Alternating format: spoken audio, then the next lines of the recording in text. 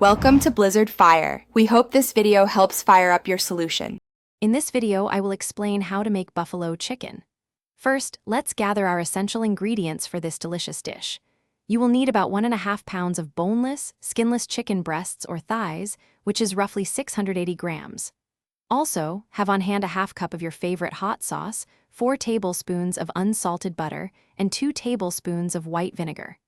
Don't forget a teaspoon of garlic powder, a half teaspoon of paprika, and a pinch of salt for seasoning. Now, let's cook the chicken. You can bake it by preheating your oven to 400 degrees Fahrenheit or about 205 degrees Celsius and baking for 20 to 25 minutes. Always check that the internal temperature reaches 165 degrees Fahrenheit or 74 degrees Celsius for food safety.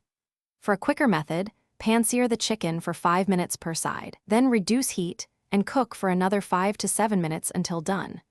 Grilling on medium-high heat for 6 to 8 minutes per side is another fantastic option.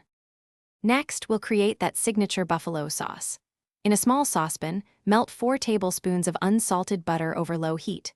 Once melted, stir in 1/2 cup of your chosen hot sauce, 2 tablespoons of white vinegar, and 1 teaspoon of garlic powder. Incorporate a half teaspoon of paprika and a pinch of salt.